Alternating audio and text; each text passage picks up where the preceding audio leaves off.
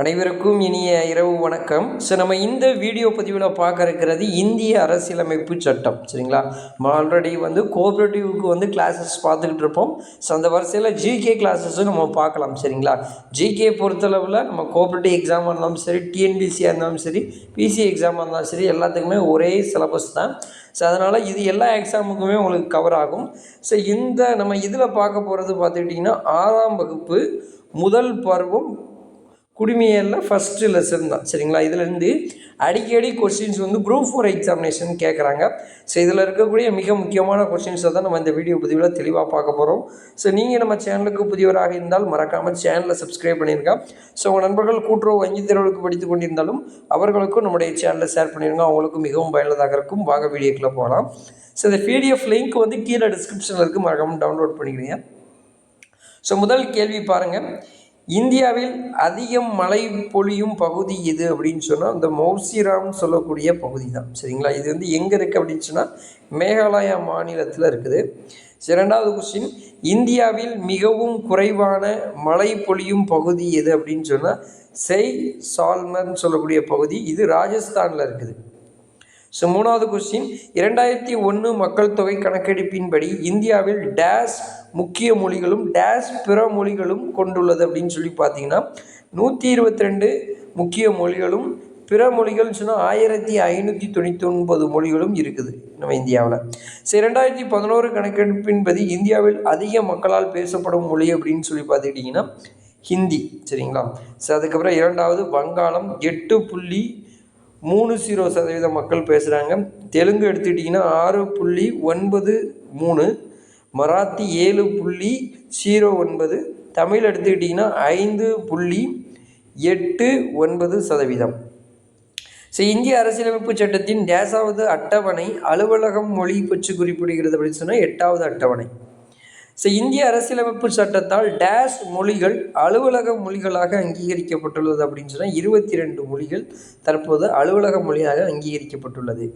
இந்தியாவின் முதல் செம்மொழியாக தமிழ் அறிவிக்கப்பட்ட ஆண்டு அப்படின்னு சொன்னால் 2004. அதை தொடர்ந்து பார்த்துக்கிட்டிங்கன்னா 2005 சமஸ்கிருதம், கன்னடம் மொழி 2008 அறிவிக்கிறாங்க. தெலுங்கும் 2008 அறிவிக்கிறாங்க. மலையாளம் 2013, ஒரியா 2016. தற்பொழுது 2024 பார்த்துக்கிட்டிங்கன்னா மராத்தி, அஸ்ஸாமி, பெங்காலி, பாலி, பிராகிருதம் சொல்லக்கூடிய 4 மொழிகளை செம்மொழியாக அறிவிச்சிருக்கிறாங்க. தமிழ்நாட்டில் தற்போது 11 செம்மொழிகள் இருக்கின்றன. இந்தியாவில் தற்போது டேஷ் மாநிலங்கள் டேஷ் யூனியன் பிரதேசங்கள் உள்ளன அப்படின்னு சொன்னால் 28 மாநிலங்களும் 8 யூனியன் பிரதேசங்களும் தற்போது இருக்குது. சரிங்களா, அதில் யூனியன் பிரதேசம் எடுத்துக்கிட்டால் அந்தமான் நிக்கோபார், சண்டிகர், அதுக்கப்புறம் இந்த தாத்ரா மற்றும் நாகர் ஹவேலி, டாமன் மற்றும் டையூ. இந்த 2 பகுதிகள் ஒன்று இது தனித்தனி யூனியன் பிரதேசமாக இருந்தது. சரிங்களா, 2020 இந்த 2 யூனியன் பிரதேசங்களும் ஒருங்கிணைக்கப்பட்டு ஒரு யூனியன் பிரதேசமாக மாற்றப்பட்டது. அதுக்கப்புறம் லட்சத்தீவு, டெல்லி, புதுச்சேரி. இந்த லடாக், ஜம்மு காஷ்மீர் பார்த்துக்கிட்டிங்கன்னா ஜம்மு காஷ்மீர் ஒரு மாநிலமாக இருந்தது.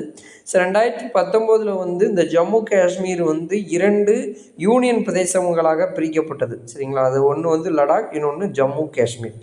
தற்பொழுது பார்த்துக்கிட்டிங்கன்னா 8 யூனியன் பிரதேசங்கள் 28 மாநிலங்கள் இந்தியாவில் உள்ளன. இந்திய தொல்லியல் துறை இதுவரை கண்டுபிடித்த கல்வெட்டு சான்றுகளில் டேஷ் சதவீதம் தமிழ்நாட்டில் இருந்து கண்டுபிடிக்கப்பட்டுள்ளது அப்படின்னு சொன்னால் 60% கல்வெட்டு தமிழ்நாட்டில் இருந்து தான் கண்டுபிடிச்சிருக்கிறாங்க.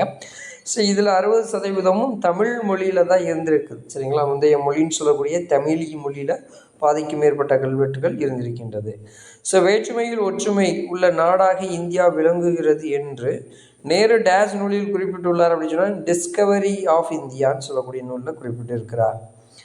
இந்தியாவை இனங்களின் அருங்காட்சியகம் என்று அழைத்த வரலாற்று ஆசிரியர் யார் அப்படின்னு சொன்னால் V.A. ஸ்மித். இது குரூப் 4 அடிக்கடி இந்த கொஸ்டின்ஸ் கேட்குறாங்க. நம்ம கோஆப்ரேட்டிவ் எக்ஸாமினேஷனில் கூட கேட்டிருக்கிறாங்க. சரிங்களா, அதுக்கப்புறம் பார்த்துக்கிட்டிங்கன்னா இதில் இந்த செவ்வியல் நடனம்னு சொல்லி கொடுத்துருக்குறாங்க. அந்த கலைகள்லாம் இதில் கொடுத்துருக்குறாங்க. அதை எந்தெந்த மாநிலத்தில் உள்ளதெல்லாம் பார்த்துக்கிடுங்க. சரிங்களா, எல்லாமே இதில் முக்கியமானது எல்லாமே உங்களுக்கு கொடுத்துருக்குறோம்.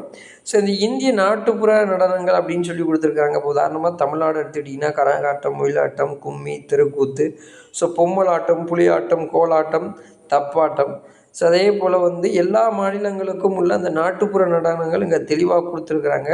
ஸோ இதிலிருந்துலாம் கொஸ்டின்ஸ் வந்து அடிக்கடி கேட்பாங்க, சரிங்களா. ஸோ அதுக்கப்புறம் book back answer question with answers பார்க்கலாம் நம்ம. ஸோ இதில் நம்ம ஆல்ரெடி எடுத்த கொஸ்டின்ஸ் அப்படியே உங்களுக்கு கேட்டிருப்பாங்க.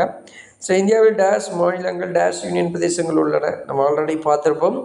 28 மாநிலங்கள் 8 யூனியன் பிரதேசங்கள். ஸோ இந்தியா ஒரு டேஷ் என்று அழைக்கப்படுகிறது அப்படின்னு சொன்னால் துணை கண்டம், சரிங்களா. ஆசியாவுடைய துணை கண்டமாக இந்தியா அழைக்கப்படுகின்றது. மிக அதிகமாக மழை பொழியக்கூடிய அந்த மொன்சிராம் டேஷ் மாநிலத்தில் அமைந்துள்ளதான் மேகாலயா. ஸோ கீழ்கண்டவற்றில் எந்த மதம் இந்தியாவில் நடைமுறையில் இல்லை அப்படின்னு சொன்னால் இந்த கன் அக்பூஷியா இந்த மதம் தான் தற்போது நடைமுறையில் இல்லை. மீதி 3 மதங்களும் தற்போது நடைமுறையில் இருக்கின்றது இந்தியாவில். ஸோ அதுக்கப்புறம் 5வது கொஸ்டின், இந்திய அரசியலமைப்பு சட்டத்தின் 8வது அட்டவணையில் அங்கீகரிக்கப்பட்டுள்ள அலுவலக மொழிகளின் எண்ணிக்கை அப்படின்னு சொல்லி கேட்டிருக்கிறாங்க. ஆல்ரெடி பார்த்துருப்போம். 22 மொழிகள். டேஷ் மாநிலத்தில் ஓணம் பண்டிகை கொண்டாடப்படுகிறதுனா கேரளா. ஸோ இந்த மோகினி ஆட்டம் டேஷ் மாநிலத்தின் செவ்வியல் நடனம் அப்படின்னு சொன்னால் Kerala. So discovery of India இந்த நூலை எழுதினது நம்முடைய நேரு அவர்கள். இவர் தான் இந்தியாவின் முதல் பிரதமர். வேற்றுமையில் ஒற்றுமை என்ற சொற்றொடரை உருவாக்கியவரும் நேரு அவர்கள். வி.ஏ. ஸ்மித் இந்தியாவை டேஷ் என்று அழைத்தார் அப்படின்னு சொன்னால் இனங்களின் அருங்காட்சியகம். ஸோ அதுக்கப்புறம் கோடிட்ட இடங்களை அப்படின்னு சொன்னால் இதில் வந்து பொருளாதாரம் அப்படின்னு சொல்லும், சரிங்களா. ஒரு பகுதியின் பொருளாதார நடவடிக்கைகளை அப்பகுதியின் நிலவியல் கூறுகளும் காலநிலைகளும் பெரிதும் தீர்மானிக்கின்றன. ஸோ மிக குறைந்த மழை பொழக்கூடிய இந்த ஜெய்சால்மர் பகுதி எங்கே இருக்குன்னா ராஜஸ்தான். ஸோ நம்ம தமிழ் செம்மொழியாக அறிவிக்கப்பட்டது 2004. பிஹு திருவிழா டேஷ் மாநிலத்துனா இந்த அஸ்ஸாம், சரிங்களா. ஸோ டோட்டலாக இதில் உள்ள கொஷின்ஸ் எல்லாமே பார்த்துருக்குறோம். இது ரொம்ப முக்கியமான கொஷின்ஸு, நல்லா ப்ரிப்பேர் பண்ணுங்கள். பிடிஎஃப் லிங்க் கீழே டிஸ்கிரிப்ஷனில் இருக்குது, பார்த்துக்கிடுங்க.